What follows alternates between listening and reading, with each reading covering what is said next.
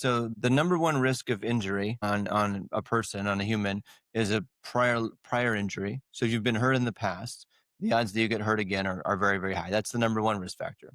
The number two risk factor is fatigue. That's pretty much the entire department right there. So they've probably been hurt before. And then like you just define it as a situation where they're basically chronically fatigued because other team members are out and injured.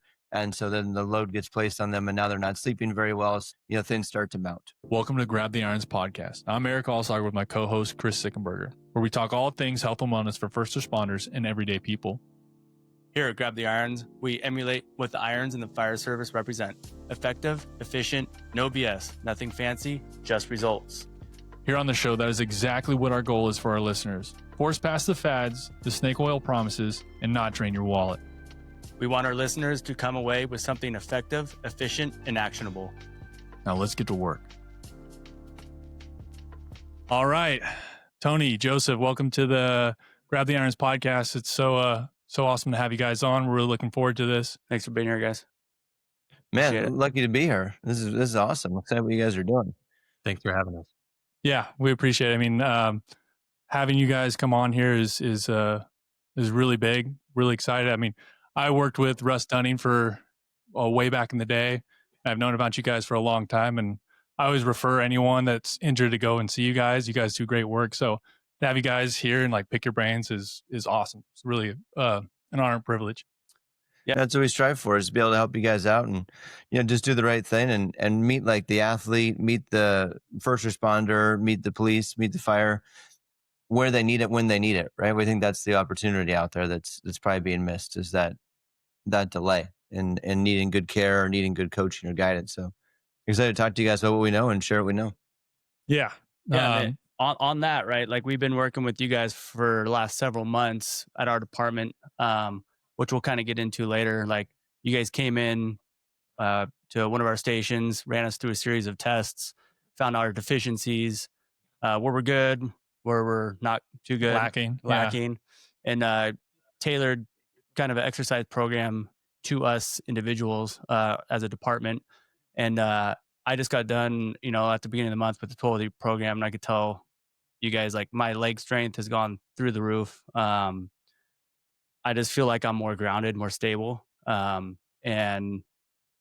which is great. It set me up for success. And I just did a little triathlon the other day for the first time with zero training and crushed it. Except for you guys, just doing your program. And I mean, I didn't crush it, but I did really well. Like for coming off the couch, you did pretty good. For coming off the couch, Yeah, so nice.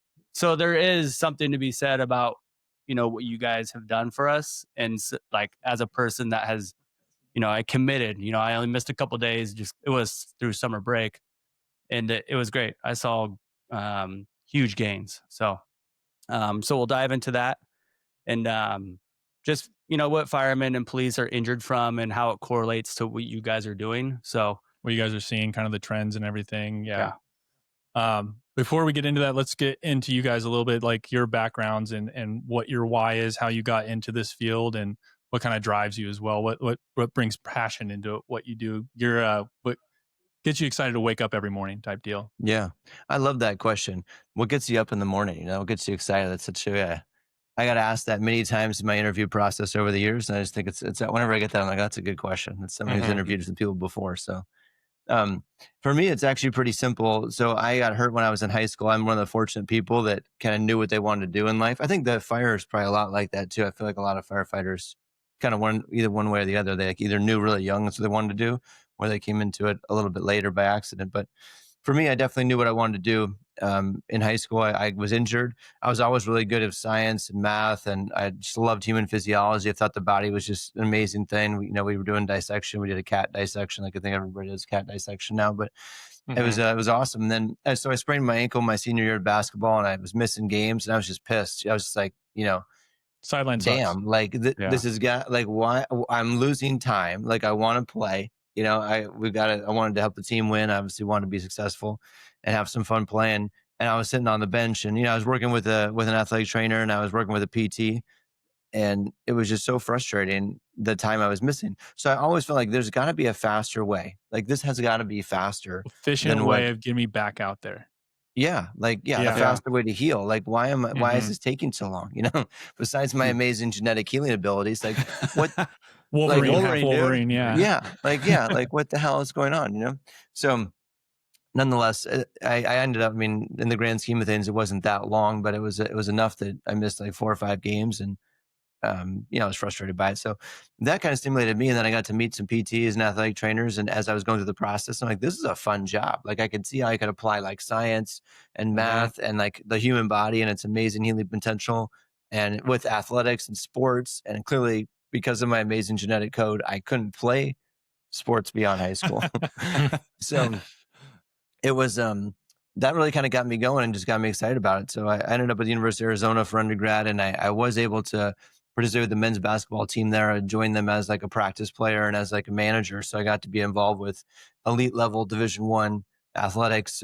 We were the top team in the country for all 5 years I was there.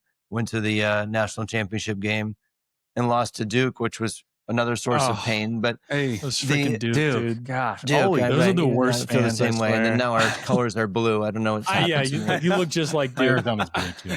Yeah, Blue we're like Devils a over navy. here. Yeah, it's brutal. Yeah. So, at any rate, it was a phenomenal time to see like high level performance, like elite athlete performance, and like really some best in class. I think during my time there, 15 or 16 guys went to the NBA, and that just kind of spurred just like, man, this high performance side of what I already was passionate about. So then as basically, we moved like on to go to basically the PT same as school- us, right? Kind of. Yeah. Is that what you saw when you had the testing with us? Just these the high performance insane athletes. performance athletes. Yeah. Elite athletes over here. You guys are absolutely. Well, look at Yeah, Chris right. killing it in the triathlon. I think my vertical is like 14 inches. Hey, we're all elite at something, right? Just gotta Yeah. figure it- you can Everyone's carry special. shit more longer very than most special. people. Yeah. Yeah. So then going to grad school, went to PT school, and I was just it was great. It was great. I was at UOP, and then I was a graduate assistant for strength conditioning with UOP. So because of my experience at Arizona, I was able to go there and did a lot of strength conditioning. So I was in a weight room for 2 years with all of the athletes before school, after school. So that was really fun. It was a really good opportunity to do that. And then internship wise, I went to Athletes Performance, which is considered the best training facility in the world, and did my internships and stuff there. And so just kind of, I really pursued for the first 10 years of my career, like what's the best in the world, and how could I be there? How could I achieve that so I could help other people, do things the best? And that's where I'm at now, is that I've seen the best. I've experienced what world class is and what the best in the world looks like. And then how can we bring that to the general population on a daily basis through what Keim does? And then, and to youth athletes, how can we make that first problem that I had? Like, how could I heal faster, heal better? We've solved that problem. How do I do that best of our humans' ability? And then in this situation with tactical is like, you guys put your lives on the line for us every day, and there'd be nothing more important to me than how could we help serve this group of people that that serve and protect us and our populations every day, makes our community stronger. And I think you guys get good care and have good resources, but I just think it could be better, and there's no reason why it shouldn't be handled the way that it is in a professional team environment. Um, So I've had a lot of good experience and chased it down and figured out what it was. And now knowing what it is and experience that, it's a huge passion of mine to give that back to the community and actually show people what they can become and how cool the body is and what it can do. Yeah. The body's a pretty fascinating thing if you give it the right tools. I have my degree in kinesiology. I have my TSAC. Like, this is like my thing. I love everything about health and wellness, physiology. The body is, the more you dive into it, the more you're just amazed, where it's just like what it can do and all the processes that go on every second of the day in your body is just fascinating. Yeah. Yeah. Like you said, giving the right tools and pushing in the right direction, it can do amazing things. Yeah. It's, Cool story it's though. incredible. Oh yeah. Sorry, go ahead. Yeah, that's just, it's exciting. Like every day, just every day working with people, like we get to see, whatever, 12, 15 people a day. And it's just like, it's amazing, like watching some people heal, and it's amazing watching others not heal. Yeah. Yeah. But then you kind of start thinking about like, what are all the factors that influence healing and influence performance enhancement?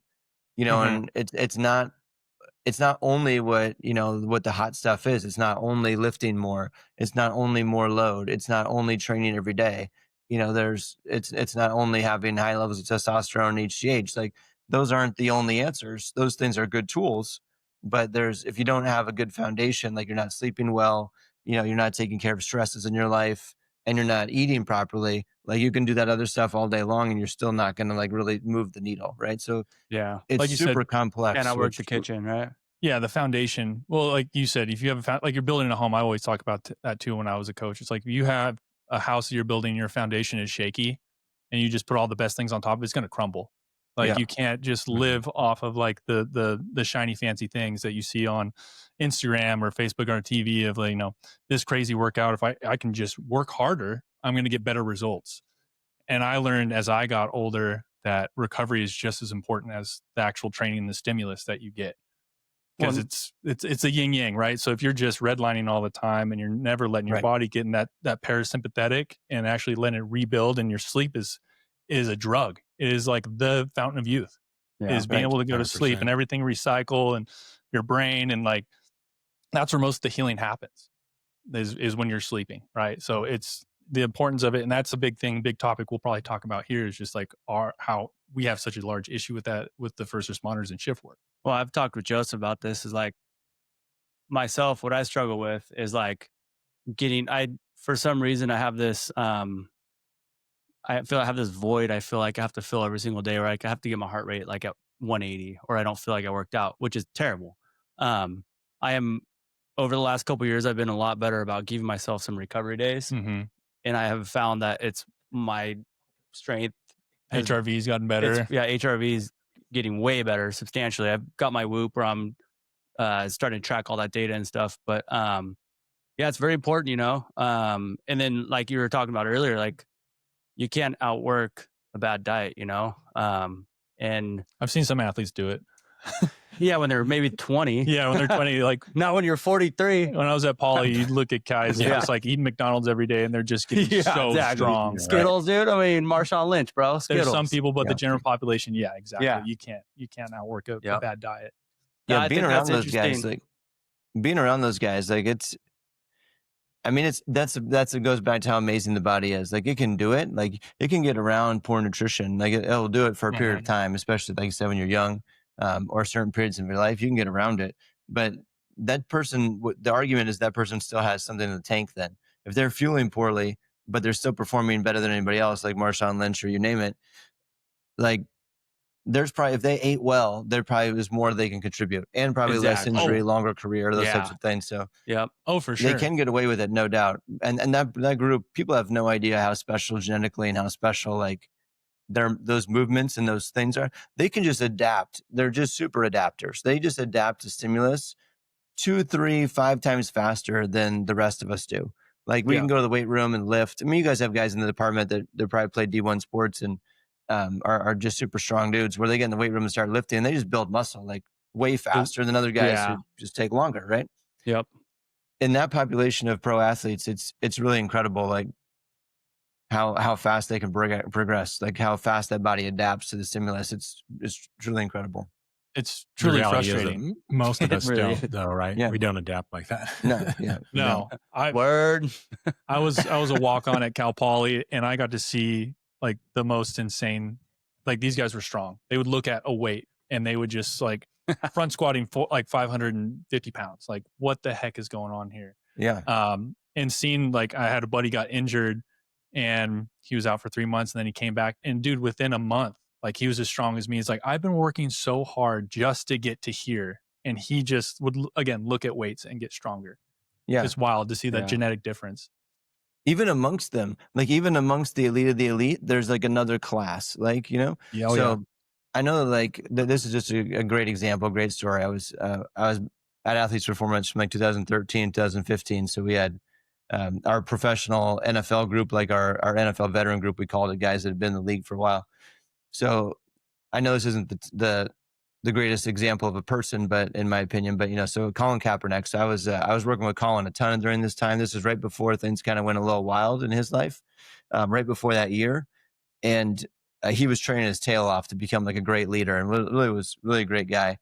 But anyways, he was training with the group, and then left the group for like a month and had to go do some stuff, did some media things. I mean, all this stuff. And then he comes back. And in the meantime, like the group's grown a little bit. The group's obviously been working. They're killing it. He comes back after being out for like 4 weeks, walks on the field and just destroys them. Like we're doing sled pushes and he just puts on twice the weight and pushes it 1.5 times as fast for 40 yards. And the other guys, like other professional, like NFL players are looking at like, dude, what is up with this guy? Like, This Superhuman. guy's a yeah, freak. it's just freak. Like they're looking around like this isn't right, you know? Yeah. And like, that's how I feel every day with you guys, you know? There are The elite mutants of the amongst elite. us. There Yeah. are mutants. Like there are X-Men out there. Like it is wild to actually see what these guys can do. Yeah. Cool. Joseph, what's your why? What gets you motivated to wake up every morning? Yeah. My high school background maybe was a little bit similar to Tony's. First exposure to physical therapy was when I was injured. Luckily, we had a pretty close relationship in our high school with a physical therapy company in my hometown up in Oregon. And the advantage there was they actually did come on site and work in the training room, which doesn't really happen hardly anywhere even now, where you have that close of a contact with physical therapy to get treatment for injury right away rather than waiting for the referral process to play out. So the advantage there was a quicker healing turnaround for me. And to kind of give it its most acute example, my swim coach's wife was a PT, and she came with us to the state swim meet when I was a senior, and I kind of strained a low back muscle in prelims, and so my back was hurting, and I was worried I wouldn't perform as well as I could have in the finals of the swim meet. And she worked on me overnight from prelims to finals, and the back felt 100% fine when I swam in the finals meet and performed really well. So, I mean, to me, that wouldn't have happened if I was aching like I was right after the preliminaries of the state meet. So, the value there was very clearly input at an early age for me, and I realized that it was something that has a huge impact on people's lives, and became something that I pursued pretty early on in college, and then into graduate school, of course. And my experience as a professional in physical therapy has been pretty diverse, but some of it has included some more specific tactical work where I've spent some time actually working with the Air Force as a contract employee, and then as a separate as another physical therapist in a company that had a contract with city fire as well. And so I've had a fair amount of experience seeing the types of limitations that exist in that population and that group, and how we understand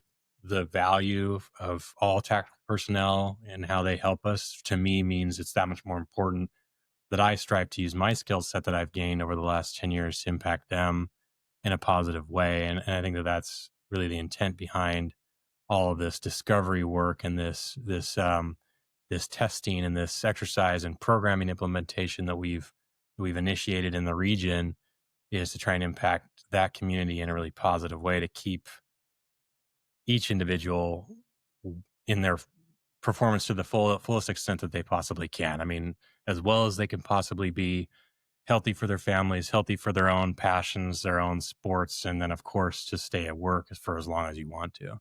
So to me, that's been sort of the driving force in how I've approached things with working with tactical personnel, is kind of that giving back mentality. Um, and of course the reason I work for Kime specifically is because it's a company that pursues excellence, and I've seen that, and I strive to emulate that, and to be a part of that in my own career.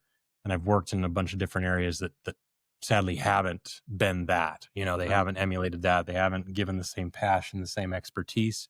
I recognize that, to me, this is where it's found. And so let's, in my mind, let's take that and give it back to all the people that we're working with. Cool. Yeah, that's awesome. We are very fortunate to have you guys so close, and to have you guys as a resource. I remember you guys somewhat in your infancy, with when Russ was kind of doing his thing and he was working in SAC, and when he was like, because he's been like at the very beginning with you, Tony, right? He's been there pretty close with you. Yeah. And Yeah, got, Russ is a partner. Yeah, he's my partner. We started together about 10 years ago now. This is starting year number 10 this month. Yeah. Cool. So I was with, I was at Minis in 2015. And so that's when Russ just got there. And that guy is a huge influence on me. That guy has changed. If it wasn't for him, I wouldn't be half the person when it comes to like health and wellness, because he just started getting into doing kettlebells, like the strong first, like the very first certification. And he was like, I was his test dummy. So in the morning I would work out with him and I would like try to get the snatch, where you had to do 24 kilograms 100 times under 5 minutes. And so he'd like, test out stuff on me. And I went away from barbells and did just kettlebell. He's like, just, have faith in me. Let's just do, we're going to do some swings, real swings. We're not going to do like this American CrossFit stuff. We're going to do the hard style. We're going to get you pressing correctly. We're going to do goblet squats correctly. We're going to be doing Turkish get-ups, which in my opinion is one of like the most important movements you can do. If you have nothing else, but you can do a Turkish get-up, you're doing pretty good. That's an amazing foundation with strength, stability, mobility. Like that thing has changed my life. Like I attribute that to not having that many injuries because I'm pretty religious about doing get-ups. And he got me into Pavel, right? He got me in all that, Dan John, like all that type of stuff. He really sparked that curiosity and that type of modality. And I've went with it. And I thank him a lot. That's awesome to hear, man. That's what we hope for, right? Is that we learn something and see something cool and find, the kettlebell thing for me too, like, and there's a piece missing, like for the first 12 years of my career, like going through all the athletic stuff and the classic barbell work and all the classic training stuff. And it was great and everything. And then as I got introduced to the bell as well, and Russ was a big influence on me at that time. We had worked together for years, and then I went to Phoenix to work at AP for a couple of years, and he was setting up with Vince during that time and doing stuff with Minis. And they got really big into the kettlebell stuff, and we were kind of doing a lot of kettlebell stuff at Athletes Performance as well. But then when I came back and got back with Russ, and I'm like, hey, let's build this thing. This was one of the pieces, and as he was like much more knowledgeable and passionate about it, I'm like, this is the piece that's like the link between, hey, like I power lift versus like I'm functionally strong versus like I can sprint, a 4.40. It's awesome. I'm glad you said that, because I think it is a huge opportunity for, especially like any general fitness or like high level functional person, like a tactical unit. Using that tool is just a phenomenal tool, the kettlebell tool. I've got a 24K it's over 12 years old, and it's beat to hell because I use it all the time. Yeah. And it's, can't break it. Yeah. No. Like just I'll break you though. The swing alone changed almost everything for me. Like it's the what the hell effect, right? That like Pavel talks about, where I just did swings and I was doing like decent amount of volume. I fell in love with squats after that. Like I had a hard time doing squats until I like really mastered the swing. And it was like, all of a sudden I'm not having hip pain when I'm like getting into a deep squat, and I can feel my posterior chain like really activate. Right. And, it forces your abdominal wall. Like you have that shield that you also have to do. So how to brace and stabilize the spine as you're going into a squat. Like it taught me all those things. Squat. It's exactly. And it was like all these things that I have to think about. It was passively like, obviously Russ cueing me in on these certain things, but the crossover into the squat was just natural because my body had been learning all these things. And I was like, oh my God. And I like was starting to squat like 315 without pain, which was so crazy. I'm 6'4", like I have the longest legs in the world, and I always hated it. And then all of a sudden I was like, dude, I love this now. Yeah. Well, I can back that up too. Like I've been doing your guys' program, and we haven't been doing, it's not super heavy, right? It's just a kind of a lot of legs, of course. But when I finished your guys' program, I was at 87 the other day, and I haven't done heavy squats since, high school sports really. I threw 225 on, worked out with that. I was like, oh, that was really easy. Mm-hmm. Threw, 265 on. I was like, oh, that was really easy. And then went up to 3 plates, and I was like, all right, I'll just try this. And it was not easy, but I got it a couple times, and I was super surprised and like stoked, and like gave myself a little victory lap around fucking station 87, dude. I was like, holy shit, awesome, man. And that was within 12 weeks, right? Right. And when I That's got the you guys' magic of it, test Chris. back, yeah, when I got your test back, my legs were super like that was all my deficiencies were in my legs. So That's the magic of it, Chris, is that you don't have like, and that's would be a big message that I'd want to share with the group too, is that like to get better at squatting more isn't the solution. You know, no. It's a path, but it will probably dead end for you. But if you start to work on your deficits or weaknesses and you do something different, strengthen the core, strengthen all supporting structures, get that foundation even more and more stable, then all of a sudden you get back under the bar and now your leg and your big thigh muscles can do their job. And you're like, oh wow, look at that. They can push a lot harder. The limiting factor probably wasn't the legs at the moment. It was probably more of your trunk. And as you started training everything else, getting that dialed in, Yeah. you know, that goes away and all of a sudden you can drive more load. Mm-hmm. Well, probably the imbalances too. So like we're starting to fix some of the imbalances that he had. And so his body's not working against itself to do like a movement, right? Yeah. So he's becoming Yeah. more efficient. So he probably had decent strength already, but now he's becoming more Right. efficient in movements because he doesn't have asymmetries. He doesn't have a tight hip flexor or a weak left glute or something. Now everything's kind of working in harmony. And so you become more efficient that way. And I had some pretty major deficiencies on my left side from your guys' testing. So which I'm curious to retest with you guys to see how everything's looking. Yeah. But Yeah, that'd be great, man. I wanted to say something about what Joseph had mentioned there around kind of our passion, like do this with the tactical units. Is I think that there's just there could be a better way. Kind of like that's always been my driving force, as I mentioned. Like there can be a better way, and well, we know for a fact that like for sports, we know that we can prevent ACL injuries, the frequency of them. We can't prevent them completely, but we know we can reduce the risk. We've known that we can reduce the risk for 25, 30 years. Like the data has been very strong that if you do these certain things, mostly plyometric type work in that case, with quite a bit of other leg strengthening type drills, there's a pretty specific protocol at this point that we know will reduce risk of ACL. But yet we have more ACL tears in sports than we've ever had. So the frequency is actually increased, even though we have the knowledge to stop this or to like at least reduce it dramatically, at least stop the trend of increasing the frequency. And I think the similar thing is true for the tactical units is that we know there's things we can do to help firefighters live healthier, be healthier, train healthier, have a better quality of life. And we know there's things that can be done. But at the end of the day, we haven't seen a huge change in that industry where that's happening. You know, even though the data is there, even though the information's there, there's still some areas that happen. So we're passionate about, like you mentioned, obviously we're doing some testing, collecting data, intervening with the group, and then monitoring, you know, that these changes. We're really passionate about actually like doing something to like impact the group.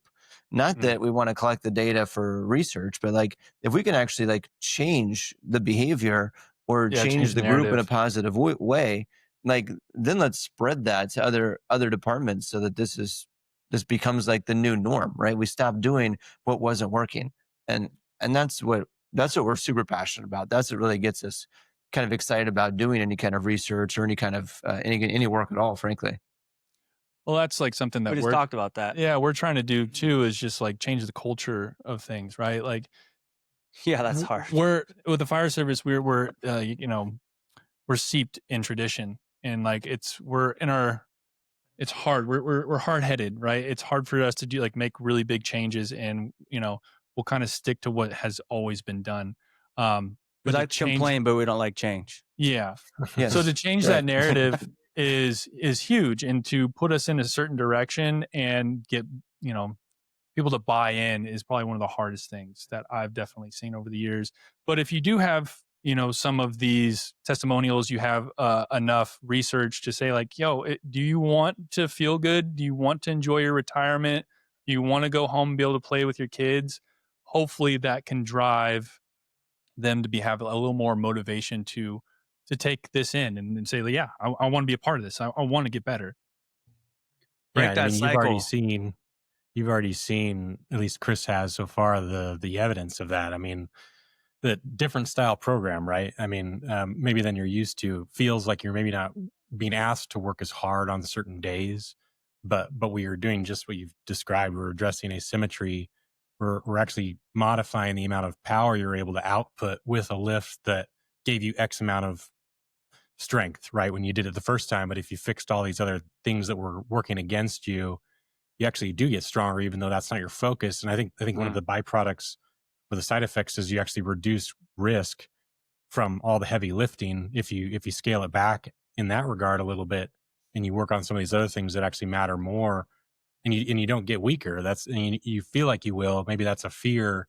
And I know that there's a bit of a competitive mentality in the gym amongst fire personnel, and that drive to lift more than your buddy is huge, right? I mean, it matters. It's fun, but I think that from a longevity perspective, it's already bearing out in what we've seen in the responses from people who've done the programming. But it could be done the same thing. Like to your point, like if that same challenge, that same energy, instead of being done on a bench press, on a deadlift, and on a back squat, if it was done on a get up, to be like, hey, can you do a 28 kilo get up? Right. And then, right now, I'd promise you probably 80% of the force couldn't do that. Certainly couldn't do it very well.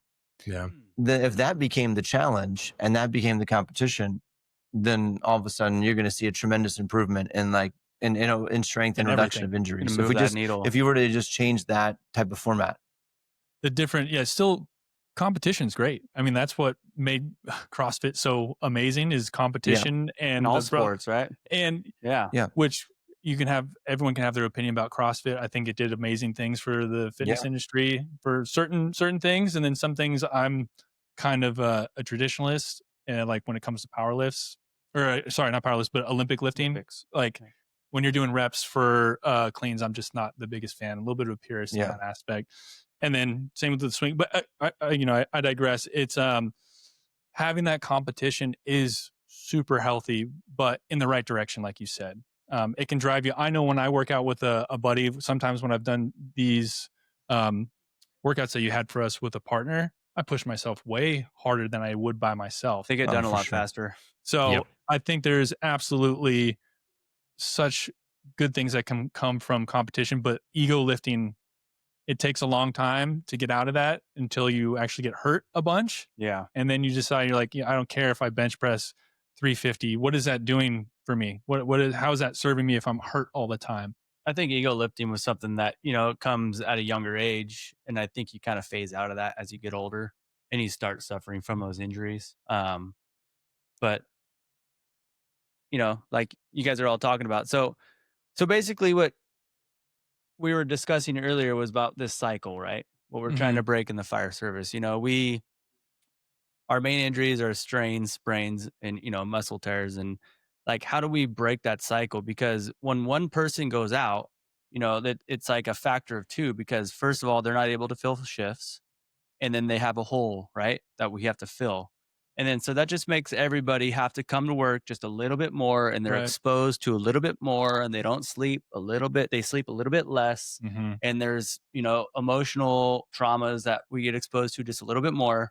And then as you're exposed to that, your factor becoming injured goes up. And then now another person gets injured. Now you have two people that can't fill shifts, and you have two holes that need to get filled. It's like a factor of four. And that just keeps spiraling out of control. And then we send out a strike team, and now you have seven holes, and now you have half of a shift that's off. So now you're having, for 2 weeks at least, you have 7 extra people a day that are on overtime that can get injured. And it's just this snowball effect that we're coming out of right now, finally. And I wish maybe just an exercise program. I think as firefighters, we need to be responsible for being fit and treating our bodies in the best way possible, that we can't get injured. Like our apparatus, right? We do our engine checks every single morning. We go through our medical gear every single morning. Why? Because when the call happens, we need to make sure we can get there. We need to make sure we have the shit to render care, right?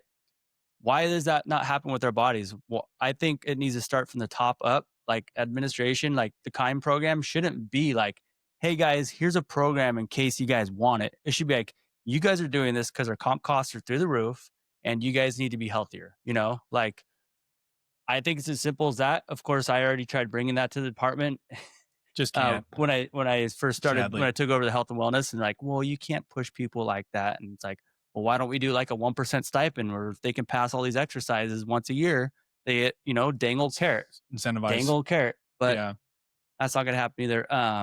I haven't really talked about that with their new administration, who I think they're a little more susceptible to health and wellness stuff. Mm-hmm. But as we need to hold ourselves accountable. And I think your guys' program, just from me doing it, I know it's made me at least a healthier person to where I'm going to show up to work on a more consistent basis, feeling better. So that's my little my soapbox. So Yeah. And Yep. Yeah. to go Let's- off of, yeah, go ahead. I was just saying, I mean, just with what you were saying there, Chris, is right on. Like what the data suggests, if we look at this, like zoom out and look at what the data suggests, like, so the number one risk of injury on a person, on a human, is a prior injury. So if you've been hurt in the past, the odds that you get hurt again are very, very high. That's the number one risk factor. The number two risk factor is fatigue. So, that's pretty much the entire department right there. So they've probably been hurt before. And then Yeah. like you just define it as a situation where they're basically chronically fatigued because other team members are out and injured. And so then the load gets placed on them and now they're not sleeping very well. So, things start to mount. So what we've learned in this space, so back like when I first started from like the late 90s to like the 2010 or so, the push in performance was better training exercises, better programming, better load management over the course of mesocycles and microcycles, and like really looking at weightlifting and how we can train better and maximize that. And then that was good. And we've learned a lot about that, about muscle physiology and how the body changes and how much strength you can gain and how to do that optimally. There's, we understand that science quite a bit better because of that time. But the reason why it shifted from like 2010 until now, and the reason why you have a Whoop band on, is because the industry and the world found out, the highest levels of performance found out that we can do that till we're blue in the face and it still doesn't move the needle as far as there's still something else, a limiting factor. So if we start taking care of the other limiting factors, which should be like, if we look at the body as like having 4 pillars. So one pillar is movement, which is, what everybody talks about. But the foundation would be the other 3 pillars. So stress management, sleep, and nutrition. If those 3 other pillars are out of line and not being attended to with some attention, then no matter how much you do of movement or no matter how great your performance programming is, or whether what program you're on, it could be amazing as hell. But if those 3 things aren't addressed, then you're building, like we said in the beginning, on a bad foundation. So all of that contributes to the fatigue factor that, Yes. that you mentioned, essentially, where strain on the body is going to go up when any of those things are out of alignment, which is a super challenging problem in fire, specifically because of the nature of the work, right? Your sleep is kind of automatically deprived when you're on shift. And so managing that in a way that keeps you primed for movement when you have to be up in the middle of the night and going from 0 to 60 into a high heat, high stress environment, your body's ability to adapt and manage that is critical. Right. Yeah, so hold if you on. think about that from a programming standpoint, like if you say, okay, the firefighters stressed because of the work environment, that's a high, it's a high stress situation oftentimes on the call and the work that you guys have to do. There's less sleep involved, so that's going to raise the stress levels as well. So the body's always in this constant sympathetic state. So you mentioned that in the beginning about going more parasympathetic and recovering. It's a critical thing. That's a huge factor. So if you took those things that we know is true about the role, and then if you had them train the way they trained in high school, either did CrossFit work or they trained like a football player, now they've gone and done the same thing to their body. They've put in this super high stress environment, high load, back squat, power lift, bench press, whatever. Now they're adding another stressor to the environment. So you're just almost like flipping the pyramid upside down, where like all you have is stress and you don't have any recovery ability or any building ability. So that is actually a recipe for disaster. So when the program modification that we're making and we're implementing with you guys is say that like you don't have to load that heavy to make the gains you want to make, to become more functional, to become healthier. What we actually want to do is load you less, get you out of this chronic stress environment, get you in an environment where you can function, learn how to function, learn how to control your breath, learn how to control your movement quality, learn how to control muscle tension. do those things well. Make sure you can move freely so your body is like more relaxed while it's moving. That we can take care of. And then there's still hard things that's difficult to address in this field. Like sleep deprivation is difficult to address. And obviously stress of the work that you do is difficult to address. But we certainly don't want to add to it by saying, hey, train harder and make that Right. a third pillar that we can't get rid of. So Yeah. that's a huge opportunity to kind of shift that attention. And not to say you can't lift, but do it in a way that doesn't make it the hardest thing you do that day. Well, train smarter, right, rather than harder. Yeah. I mean, and to Chris's testimony, it's not like the workouts were easy, right? But it changes the thought process around what you're doing to make it hard on yourself. Yeah. Yeah, I've noticed that I try to save my really hard workouts when I'm off shift. Yeah, me When too. I know I'm going to get good, adequate sleep, and then still push myself at work. It's still strenuous, but not like kind of killing myself, not doing the red line, like not really getting my heart rate way up there where I know I need to some get tank. adequate sleep. Leave that tank, baby. Yeah. And then I was curious, like, you guys talked about, sympathetic, parasympathetic. If you guys implement any, so I know like foam rolling can kind of stimulate some of that parasympathetic. Do you guys do any like box breathing? Is there any techniques that you give your athletes or can give us as tactical athletes a way to like place us more into that balanced parasympathetic? Yeah, for sure. I headspace? think that's a great question, and I think it's a bit personal, honestly. Like I think there's not one thing for everybody, right? But I think having a skill of being able to like meditate and find a way to like find calmness, whatever that is. If that means that you sit down and close your eyes and breathe and do a typical meditation, great. If it means that there's some other way that you can find that ability to calm down and get your heart rate to drop. So if you are wearing an Apple Watch, if you are wearing a Whoop band, if you are wearing a heart rate monitor of some kind, you should be able to get that heart rate to drop, 5 to 10 beats within just a few minutes in a resting state. So if you're just, sitting down, hanging out and your heart rate's, 63, you should be able to drop that thing down into the low 50s just with mentally like going through some meditation, whether it be breathing, relaxation, just kind of calming the system down. If you can't do that, then you're stuck at more of what you described, like this red line type of state. You want to get those heartbeats back and be able to get that thing down into that more parasympathetic state. So that's one way is meditation strategies. Could be breath, could be mental things, could be sound. There's different ways to do it. In the weight room environment, foam rolling, as you mentioned, can be either a stressor or it can be a relaxer. So what we know with the system, we can make the system more parasympathetic and calm down with deep pressure. So if you hold deep pressure for periods of time, like we're talking 90 plus seconds. So 90 seconds to 2 minutes, you hold deep pressure in a certain area and then just let the system calm. That's a pretty effective way to lower parasympathetic for most people. Now, where do you apply that deep pressure and, what does that exactly mean? So when you're on the foam roller and you're rolling back and forth, Yeah. that's actually stimulating the system. That's actually more sympathetic in drive because you're adding that extra movement. It's like a vibration stimulus, which is more sympathetically driving.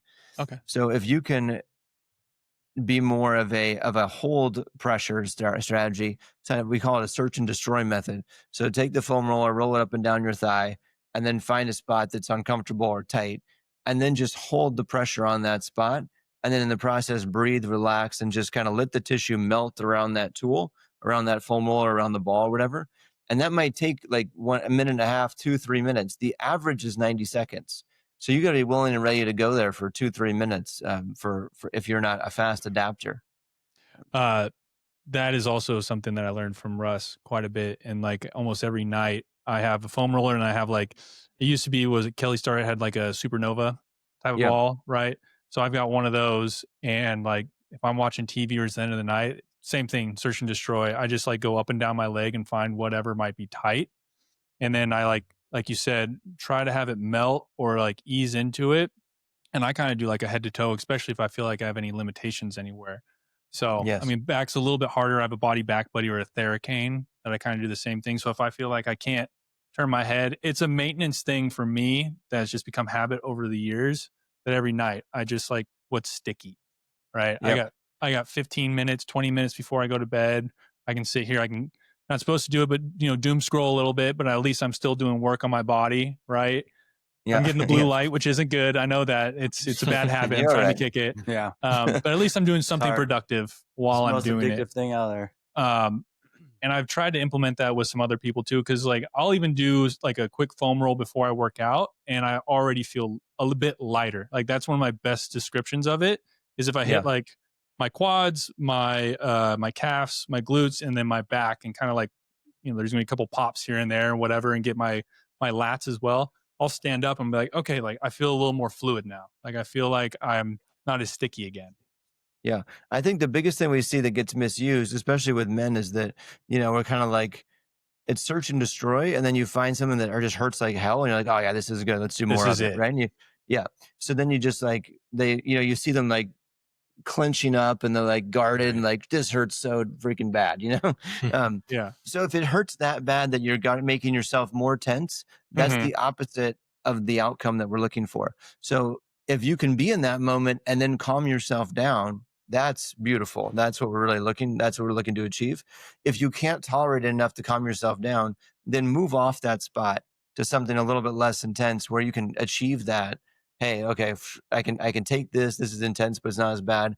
Get it to move down to that state where like, okay, I can tolerate this now. I can relax through it. It loosened up and let go.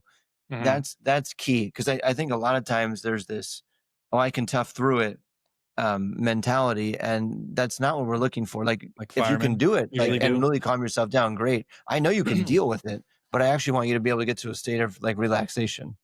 Yeah.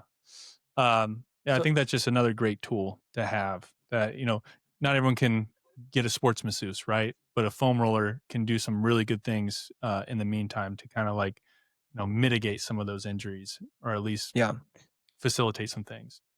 Massage is variable too. Like, I mean, I hate massage. So like for me to like go like to a massage therapist and like work on me, like that would be torture for me. It's interesting. I touch people every day, but like if you're to do it to me, it's like, I'm cool. Like, get away. I don't find that relaxing at all.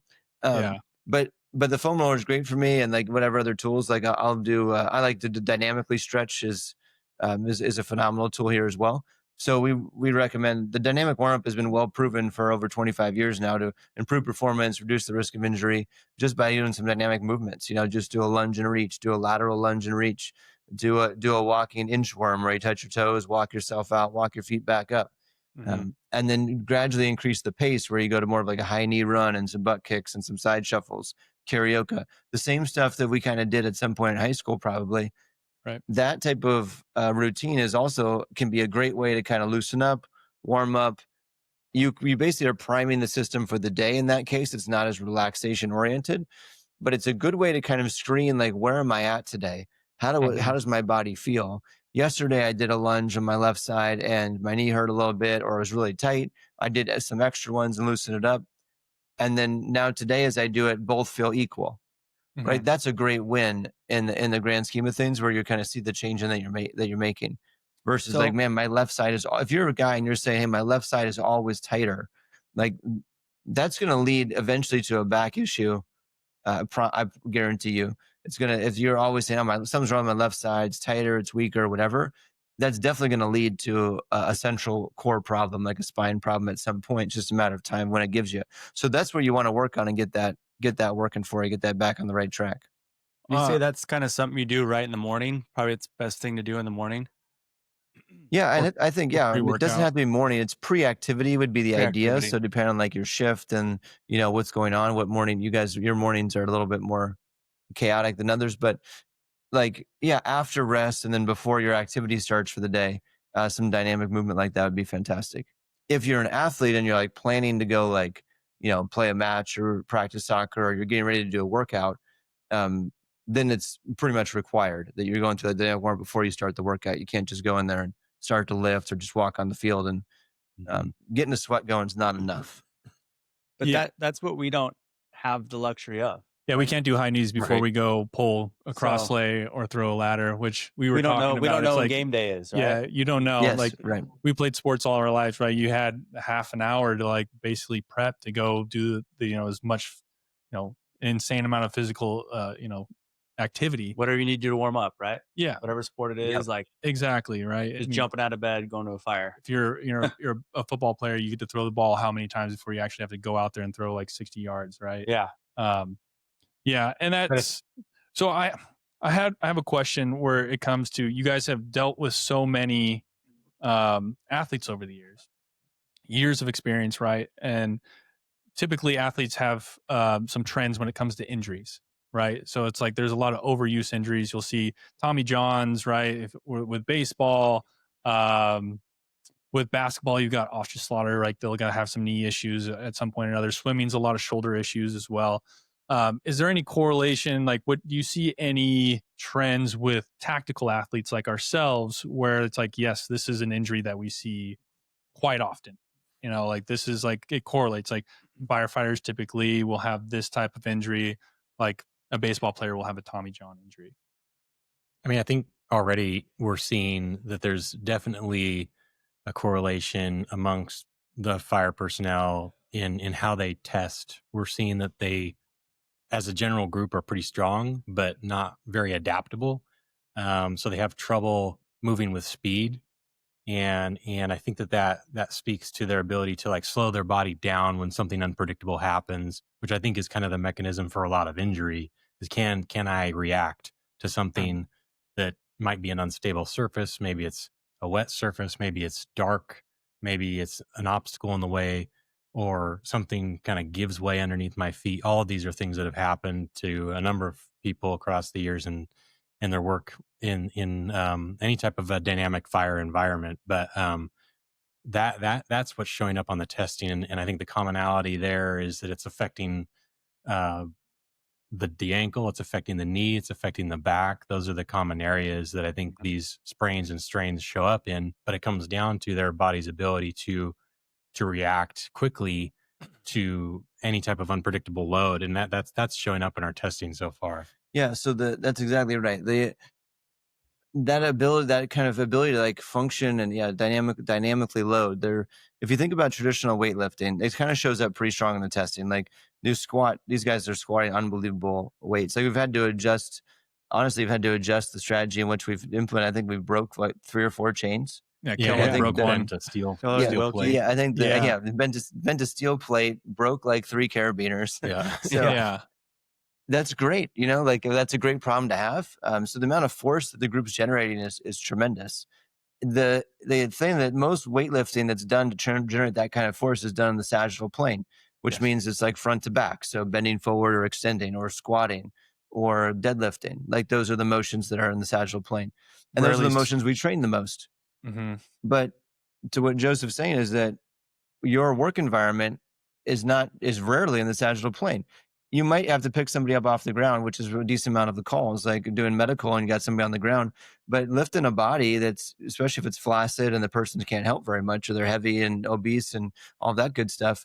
In the corner in a bathroom. You're like reach into some awkward space. Yeah, you're reaching and rotating. Twisting, and that's where the vulnerability is at, because the weight room isn't creating that environment for you. The weight room is creating a barbell squared up environment in the sagittal plane, and you needed that dynamic rotational transverse plane environment.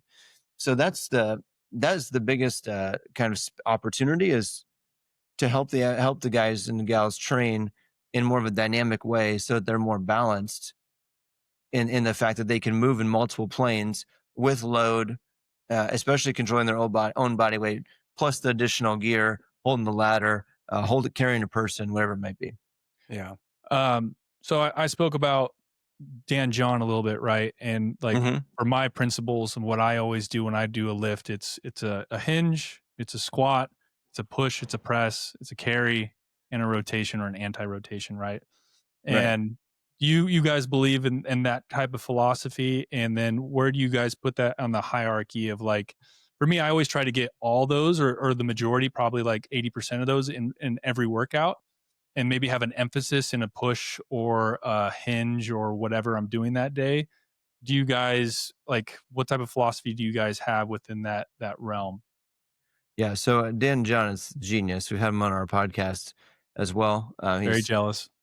Yeah, he might be the most brilliant mind that I've ever met. That is taking very, very complex things and making it very simple. Yeah. He just goes on. All of his stuff is great. Like I love his shark habits. Are you familiar with the shark habits that he has? Like he just fantastic. He minimized the way. One way is to minimize stress. Like in his life, on the idea of like this stress management idea, is he said he had 13 black polo shirts. They're all the same. He just wears the same shirt every day, so he doesn't Oh, have to yeah. make the decision anymore. The decision's off the table. Decision It's a fatigue. shark. He has less decision fatigue. Yep, less decision fatigue. So less stress in his life. He goes, I'm just wearing the same shirt every day. Boom, problem solved. Don't have to worry about that anymore. But just, it seems small, but that kind of stuff is amazing. But no, when I saw Dan's, when I first saw his training program written, which is exactly what you described there, I was like, this is it. This is what I do every day with people, but I couldn't organize it with that carry and rotational load. Those are the two pieces. Like obviously we could do a hinge squat, push and pull. That was standard. But I was like, I also do other stuff. And then when he categorized it like a carry, I was like, oh, that's the Genius. word. Yeah, that's the word. And then the transverse plane stuff would be the other thing. So absolutely love it. I think it's an everyday strategy for sure. But I think there's tremendous variety you can have. So you can have a hinge power day, right? So you can Sure. deadlift 50, right? Yeah. And then you can have a day where you swing, where maybe you're doing, 70 to 100 or 150 swings with more of a moderate load. So you're doing the same hinge pattern, but in one case you're working endurance and working strength. Maybe you're doing a single arm swing, so there is a transverse plane anti-rotational control element to it. And then another day you're doing more for power, where you're doing more of a 4 sets of 4, 5 sets of 4 type of a deal, to build more strength or hypertrophy. So it's that principle of those big six are key, and then it's within those big six, how do you program? How do you flex it? How do you program it? How do you add variation throughout the year so that you're tolerant to variance? This is a key concept because you mentioned CrossFit, which I have no problem with CrossFit. I think it's a great tool. I agree with you. I love what it did for the fitness industry. It got people moving, especially when people finish college and they start working out. And CrossFit gave them that competition. And the movements are great. The only thing I don't like is time. I don't like doing max effort for time. Compromise movements because of time and competition. Yeah. I think I don't like that kind of programming. It has benefits, but it has high risk. And then I don't know where we're going with that, but otherwise, Dan John. With like the variability, so it's like Dan John. It seems so simple, but I do the same thing. It's like, what energy system do I want to work today within these 6 movements, right? So do I want to do a power movement? Totally can do that. Do I want to work on strength, hypertrophy? It seems so basic and it seems like you get sick of it, but there's so much variability within that. Like you can make it, I'm going to do 5, let's say 4 days a week. I'm going to do, hinge is going to be my emphasis, but I'm still going to do all 6 movements. They're just going to be a little bit lighter. And then, you can do Tuesdays a squat emphasis, right? And then a push, pull, and you're always doing transverse and you're always doing carry, and you can vary all these things with this fantastic blueprint because you're kind of hitting everything. Like the traditional bodybuilding was like, I'm doing chest and tris on Monday. I'm doing back and bi, right? And you become stagnant, like you said, with the different planes of motion. I'm only doing frontal or sagittal, and I'm just doing that. I'm not even working any rotation in here. And you just see it like, sure, these muscles are huge, but they're like restrained. They're not talking to each other. There's no like what is it, posterior sling, like the slings that we have within our body. We're not having like the top and bottom talk to each other. And so it's just like you're not getting much out of, besides the looks, you're not getting much out of it. Yeah. Right. Plus you miss the energy systems component that you alluded to, right? I mean, actually being able to come in and train to the task, especially for fire, right? Where you might be under stress for quite a while and you're not just doing like a big heavy lift and then resting for 4 minutes and then doing it again, right? You actually have to train in a way that challenges your body to function as a unit, top and bottom, like you just said, and cardiovascularly as well, because if you can't pump blood to the muscles, they're not going to function any way you slice it. Yeah. Where I was going with that, just to top that off and kind of back it all up, was that with the CrossFit, they trained in the chaos theory was the goal, is to kind of be in chaos, because Oh, that sure. the average person doesn't get chaos in their life. They're just kind of go to work every day and they're not doing very much. But then you go and you work out and want it to be chaos, like sports. But for a fire, it's really important to understand you guys are already in chaos, as we've described. Like you're not chaos, but your life is busy. Like you're out on call, you never know when the call is going to be. You never know when you're going to sleep. You never know when things are going to happen. The last thing you need is a weight room routine that duplicates that. You don't need Yeah. more chaos. You already have it. What you need is consistency and variability so that you can apply that. So when chaos happens, you're ready. Which is crazy because I But think it feels like firemen kind of like they want to do the CrossFit. There's a lot of firemen that do CrossFit. It's like, yeah, why do we gravitate to that chaos when we already live in the state of chaos? Some of Yeah. us thrive off of it almost to a fault. Yeah. yeah. Yeah. You do. And it gives you the dopamine release. It gives you the competition. It gives you the environment. CrossFit's sexy in so many ways, but that's the problem is that it's again becomes like that third or fourth stressor in your life as opposed to um, a consistent thing. And again, this is nothing against CrossFit. It's just a No, workout absolutely not. regimen that's Yeah. good. But any kind of workout regimen that was more chaotic in nature or high load is going to be a potentially a negative stimulus for the fire crew. Yeah. And so with everything that you're seeing, what are some of the suggestions that you have for us as right? This is going out to everybody that is talking right now, like some suggestions that you'd have for training, right? We kind of talked about the big six and everything, but like unilateral movements, bilateral movements, which where would you put your emphasis on if like these people are stressed for time? So I'm going to say right now I've got 2 kids, one's 2.5 and one's like 10 months. I'm stressed for time, and I know a lot of people are under the gun and don't have much time for physical activity, which is a shame. You want to make it a priority. Sometimes life gets in the way, but for the best bang for your buck, like what is something that they should gravitate towards if they have 20 minutes or 30 minutes or can only work 2 or 3 days a week? Like what do you think would move the dial and try to prevent some of these injuries that we have out there? But I think you could do something you could call it basic, but it can get complex. Single-sided kettlebell work, right? I mean, I could grab a heavy kettlebell, not heavy, but something enough to challenge yourself. And if you're doing asymmetrical work, like a single arm front squat, you're automatically working about 400 stability muscles as opposed to like the prime 4 movers you would be working if you did just a regular barbell front squat, right? Mm-hmm. And so I can actually get quite a bit of bang for my buck if I did asymmetrical front squats and some swings and some get ups in a 20-minute workout. That's going to feel taxing to me. So that would be one of my recommendations. Yeah, I'll give you the workout that I would do. It's not going to be like the end all be all, but if you're that person where you have 20 minutes and you only have a couple days a week, you just want to make sure you get something, get the most you can get out of it. I'll give you this. Let me give you the one. You take those top 6 things that take the Dan John model. That'd be ideal. Try to get 6 lifts in and hit those targets. And then the other thing I would layer onto that is that everything you do in life comes down to 3 different stances. All right. So one stance is like a squat or deadlift stance where your feet are side by side. One stance is like a walking stance where you're kind of more in a lunge position, one foot in front of the other. And the other stance is on single leg. So if you take Dan John's top 6 things and then you intermix those 3 stance positions in with those lifts, then you'll be in business. So for example, I would goblet squat and then superset that with a single arm overhead press. And that'd be my first series, maybe just whatever you get, 3 sets of 8 to 10 on each of those. And then I would go to like a single leg RDL. That gives me a different stance position, but gives me a hinge pattern. And then I might superset that with some sort of a 1-arm row. So now I've got a push, pull, hinge, squat in 4 exercises. And then we can easily go with either another series of that. You could add something else in where you do like a walking lunge with a dumbbell or a kettlebell. You could do single side loaded, which will give you a transverse plane pull. That could be like a 3 sets of 8 scenario.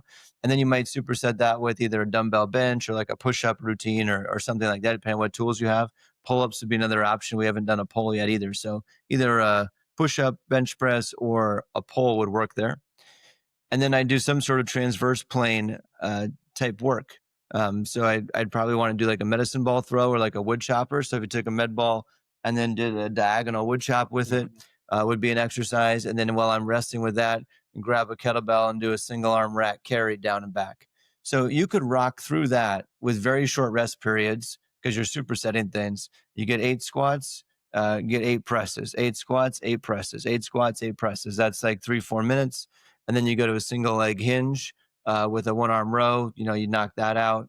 That takes a little longer because it's single leg, single arm stuff. Right. So, now you're at 12 minutes.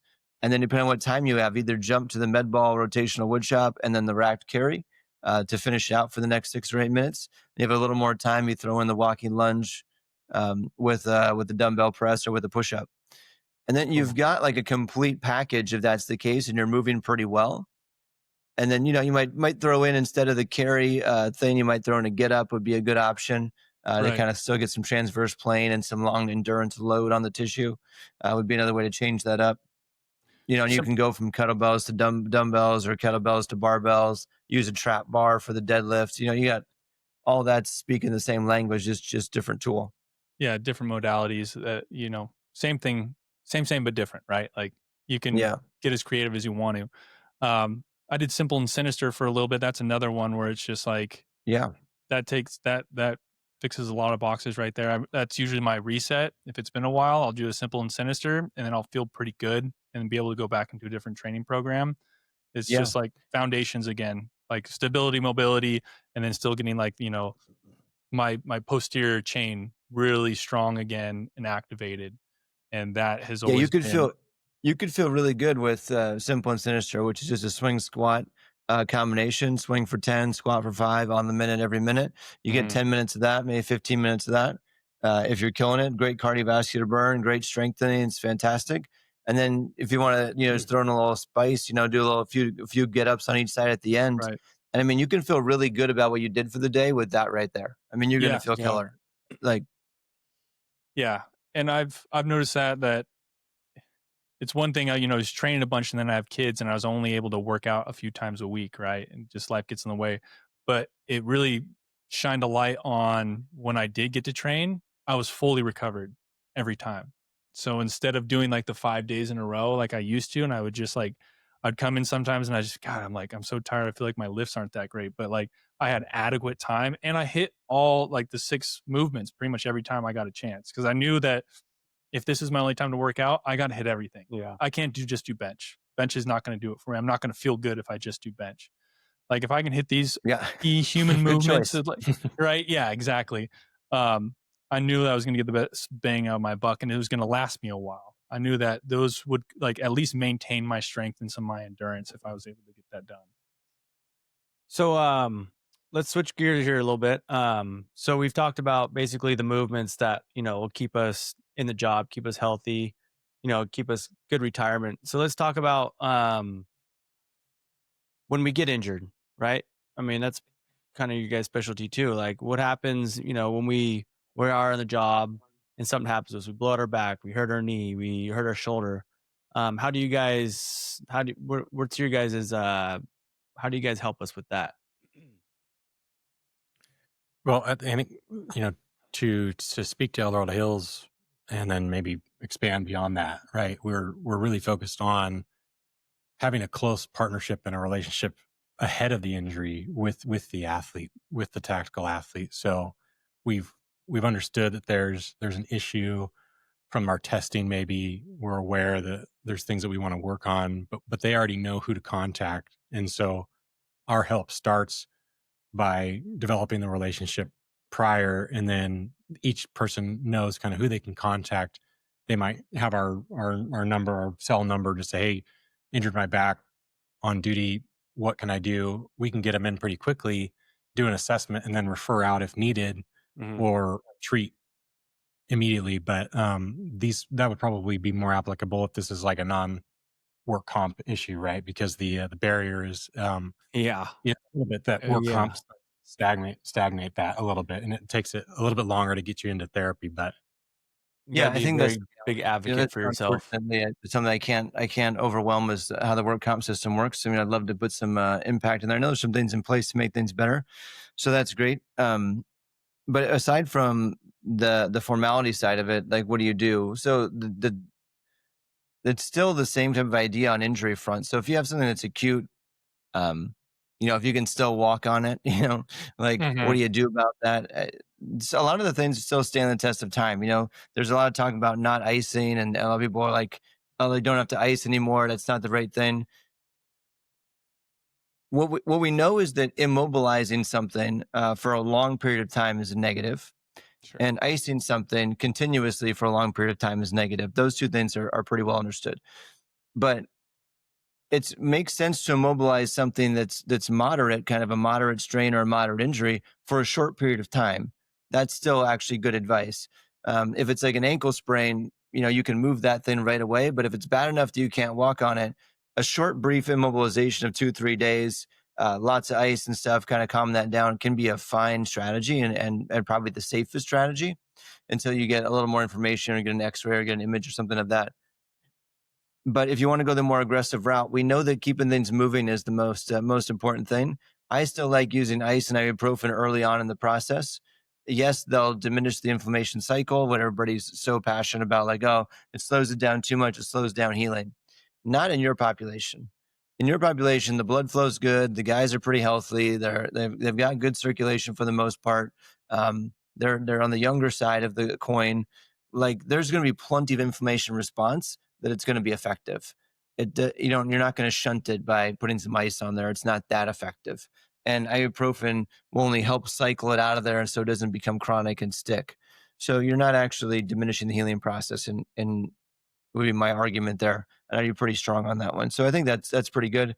The other things are compression is a phenomenal tool. So still the rest ice compression um, is a good one. I'm not a biggest fan on rest, and I'm not a big fan on elevation. But I still think ice and compression are really, really good tools on more moderate light stuff. And then on serious stuff, I think you got to get the best help you can as fast as you can. And you just got to push for that in this world that we're in today. Where if you think that, like, man, I can't walk, or my joint doesn't move, I can't bend it anymore, or can't raise my arm, you can't just tough that out. Like, let's go get some information. Let's get that scanned. Let's get a doc to look at it. Let's get an X-ray. Let's get an MRI. Let's get that stuff done. If you were a pro athlete, we would do that within 12 hours. Right. You would have seen the doc, the PT, and the trainer within 15 minutes of the injury. You'd have an X-ray within an hour, and you'd have an MRI within 12. And then a decision would be made about what we're going to do with the future and how to manage this injury within 24 hours of the injury happening. That's what pro sports does, and that's best practice. Now, what version of that can you get in a insurance-based American model is very, very challenging. But this is where we want to come in and be an asset as best we can, where if we can help, if we can answer a question, if we can take a look at somebody in an acute way, we're more than happy to do that within the scope that we have, to be able to work within our scope. But if it's something beyond our scope, we're like, hey, this you need more attention, then we can certainly recommend that, like, hey, go down the medical path. Let's get to the doc. Let's get the imaging and take those steps as fast as we can. Yeah, being able to get eyes on it and kind of let this person know what degree it could possibly be. It's like, hey, can this be a quick fix? Or I've seen this enough time. Like, no, you need more help. You need to go further than this. So giving that education and resource is huge. And I've heard the same thing when it came to, like, don't ice anymore. That doesn't do anything. Same thing with, like, ibuprofen. Like, we want the inflammation to happen.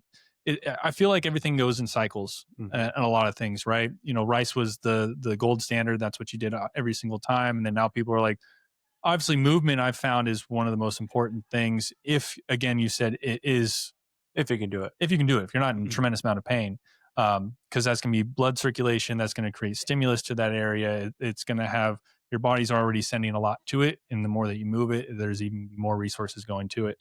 But hearing that from you, saying that, the compression, the ice, that is still a good technique, because some people are starting to go away from that, is good knowledge. It's good to know that. Yeah, you have to control the swelling. If the swelling gets out of control and it gets thicker and it builds up and becomes all chronic, which is usually happening if you can't move the limb. So if you can move the limb, then you usually get the movement in there and you get less of that. But even still, getting that out of there, which compression and ice can be good vehicles to support that. Massage, when it's appropriate, would be a good vehicle to support that as well. But you've got to get the fluid to move. Stagnant fluid is the enemy. That's for sure. And that's usually a big pain generator. And then once it's there, it's hard to get rid of. So it kind of like is self-fulfilling and it continues to be there. Then you end up in a more chronic situation. So you want to get that stuff flushed as fast as you can.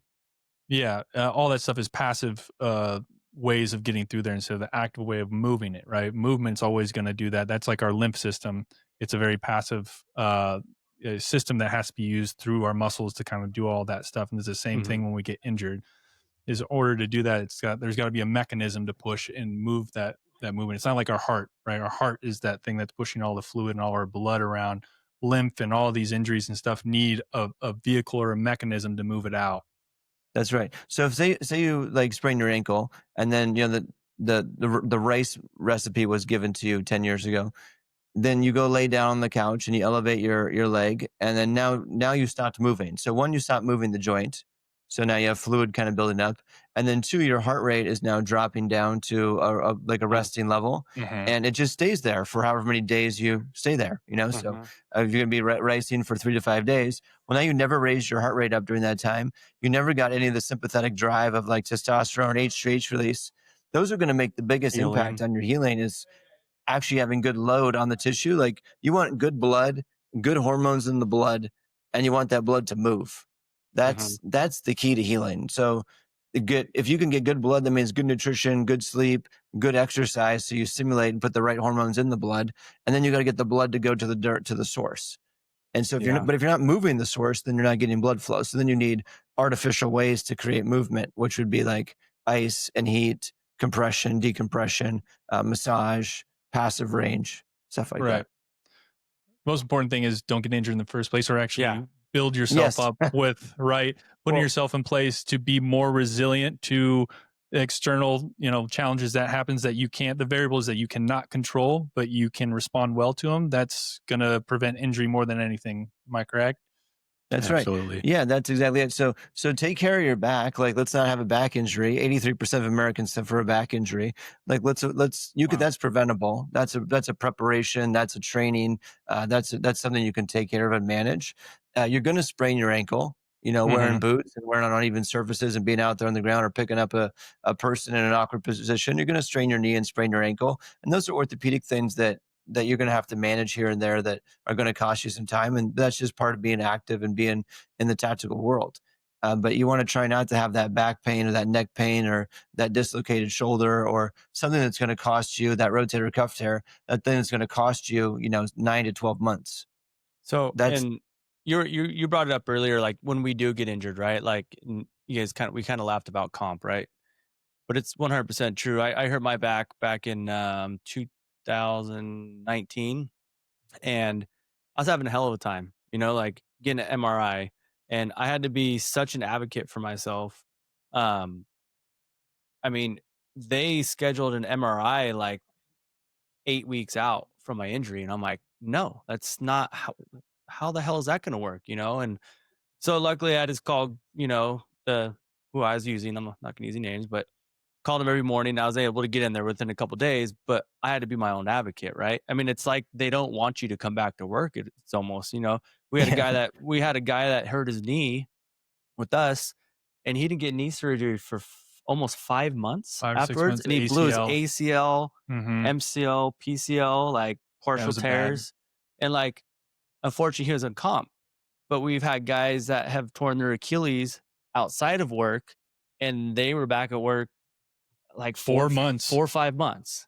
But they were huge advocates for themselves. They did a lot of research. They got on the Wolverine stack and just did everything they could do.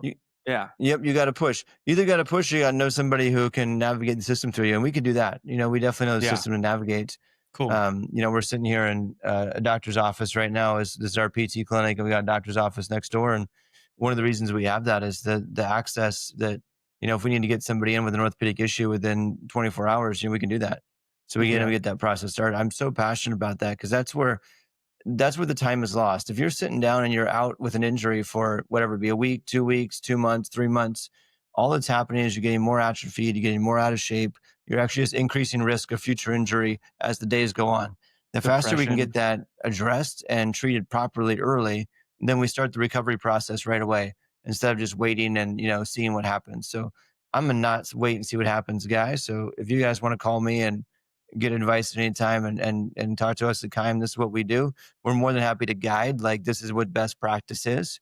Yeah. And if we can massage the situation to help you get access or help you get approval or whatever it takes, we can guide through that. We know what that process looks like, and the challenges. We definitely know the doctors, so it's not a problem to get you in with the doctor, just getting approval and insurance and that type of stuff. But we definitely can facilitate what best is and what fast is and what it should be. So that's just as important as the right guy is also very important, or girl. But the right doctor is a big deal. Yeah. Right patient as well, right? I mean, Yeah. you got to put work in. Yeah. That's the thing. It sounds like you guys are big proponents of being proactive, not reactive type deal. Like, be aggressive, be an advocate for yourself, do these things so that if something does happen, you're good to go. We've got, all these things in place for you guys. We don't want to wait. We don't want to see what wait and happen. Let's get after it. Let's be aggressive. That's what we like to do as firemen, is be aggressive. Aggressive firemen, go in there, get the job done. Like, we appreciate that. And you guys seem to have that same mentality of like, we're not going to sit around and wait. Let's get after this so it doesn't get worse. And then you have a bigger issue after that. Yeah, I think 100%. there's a big transition right now too. I think people are starting to realize that maybe everybody's not out there with their best interest for you in mind, maybe, and like you need to start taking care of yourself and preventing things. Preventative medicine, right? Like, before you get sick, there's a lot of things you can do before you become a diabetic, right?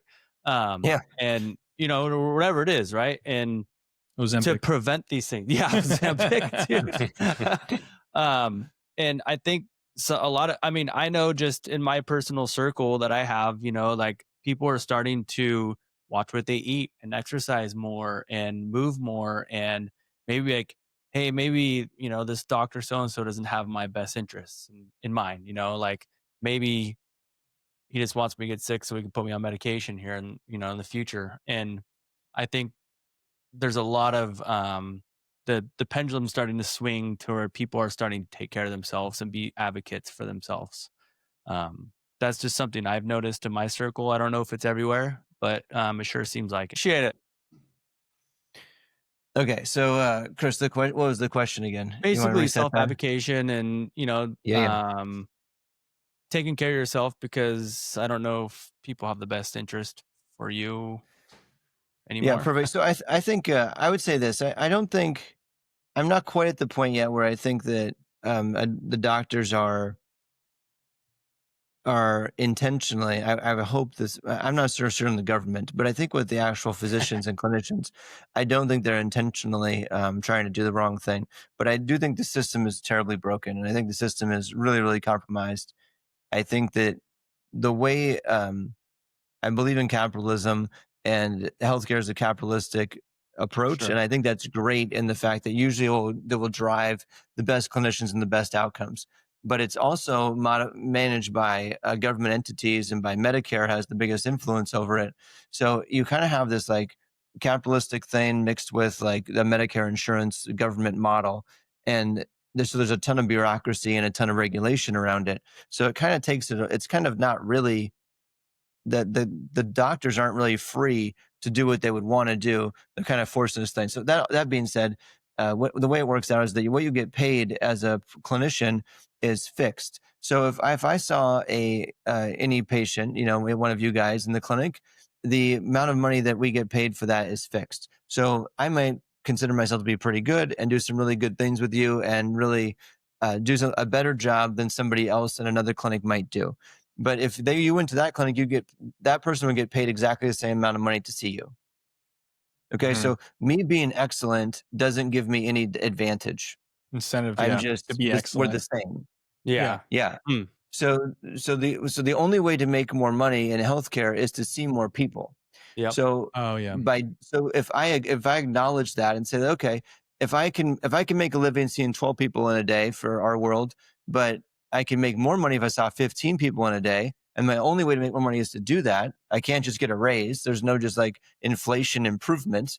In the last 30 years, the Medicare is reimbursing less than they were 30 years ago for our services. So people talk about inflation, like it doesn't go up 3 to 5% a year. Like for us, the reimbursement's been going down 3% a year for the last 20 years. So we're getting paid less now than we got then. So the only answer to that problem is to see more people. So by doing that, I naturally treat each person with less quality.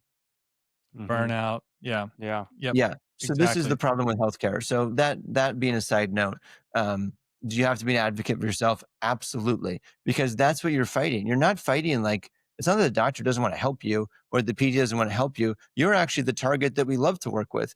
Every person in healthcare would love to work with active, motivated people that want to solve problems and want us to get better fast. Like that's the most desirable client in the world. That's why we all got into medicine in the first place.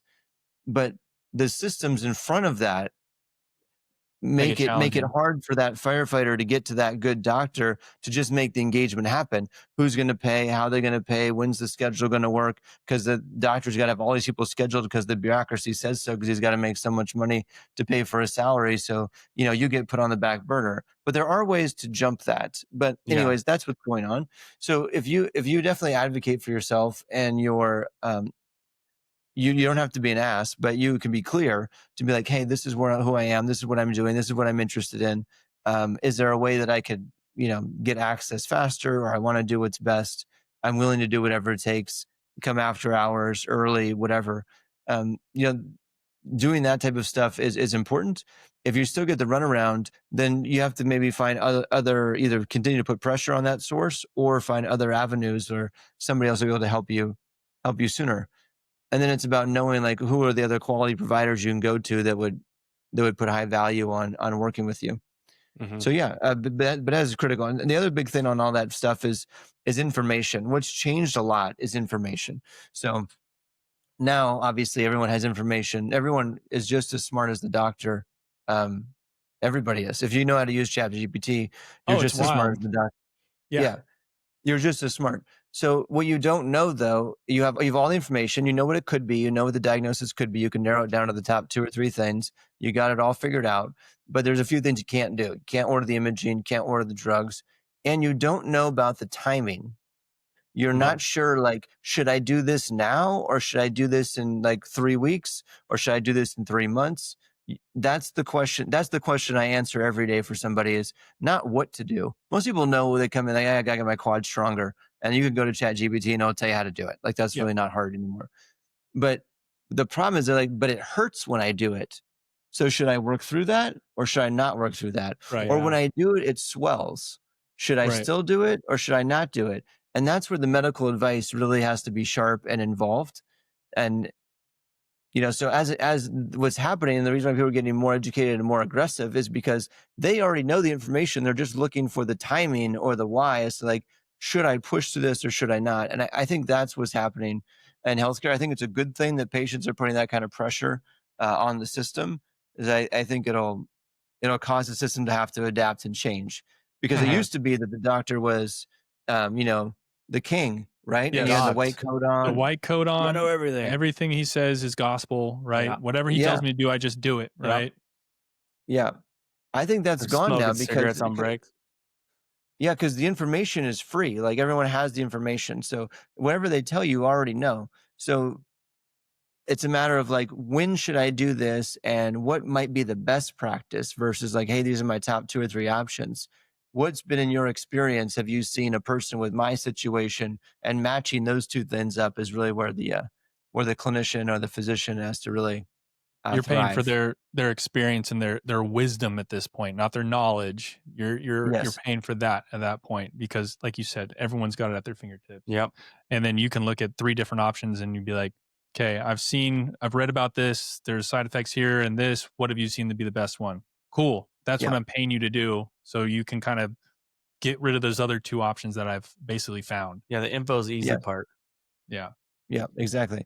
And consider my history, right? I'm a firefighter. I've been lifting for 20 years. I'm 45 years old with 2 kids. I have my sleep. With all those variables, is there now one medication looks a little bit better than another one, based on your experience? That kind of stuff. Mm-hmm. Well, Tony, this has been an amazing conversation. Like this was a Let's do it again. ton of fun. I learned a lot from Anytime, you bro. guys. I'm very excited to continue to work with you guys. And we're going to do our best to continue on to, like, push and motivate people to practice some of the things that you guys have implemented. And ourselves. And ourselves. So, I mean, we got to practice where we preach. yeah. Well, what we need to do, let's get I didn't know that you knew Russ so well. And Russ is like a firecracker. Like first we can get him on here and talk more, which is always exciting. But the best thing to do would just be put him in your gym for for an hour and have like I a want workshop. that so bad. Yeah, he'd just kick everybody's ass, and everybody would be laying on the ground dead, and he'd still be standing there ready to go. And that's when when the rubber meets the road, and that'd be fun. I would love that more than anything. I'd love him to come in and teach some kettlebells. Like I've helped some people with that, and I usually, if they ask, I show and I do those things. And I learned from him. It was a while ago, but what level is he on? Strong First. What is his? Is he at level 3? He's a level 2. He's a level 2. He stopped pursuing like the levels with it. So we actually, Strong First is a great organization. We like it quite a bit, but we started our own certification process in the kettlebells. We're actually doing it in October. It's a Saturday, October 10th or 11th. Yeah, Joseph was telling me about that. He's going for like level 3, isn't he, or something like a? Yeah. I mean, he could do whatever. Heavyweight. Yeah. He can get up like with 100 pounds. So, but we're doing that. We're doing a cert on a Saturday where we're taking everybody through the work, and it's a 6 to 8 hour workshop. So if that's something you guys wanted to come down to, we could do that. It's right in El Dorado Hills, so we could do that as well. But I'd love to come out to the department and do like a demo and teach some guys some stuff and teach them some movements. And it's that. It's on the October 11th, right? 11th, yeah. Yeah. Okay. You could go. Yeah, we'll get in contact and we'll get that going, and maybe we can video it and kind of get some stuff going on to spread the word. The good word of the kettlebell, man. I'm all about that. That's my gospel. They're hard, but they're fun. Yeah. It's a great tool. Really enjoying them. Again, Tony, it's been an honor to have you on here and talk to you. Your wealth of knowledge, and it's been great to have you, and hope maybe get you back on here with some other topics. We'd really love to have you back on. Yeah, tell Joseph thanks again too. Yeah, and Joseph Absolutely. as well. Love to do it. Thank you guys so much for having us. This has been good to talk to you guys. Right.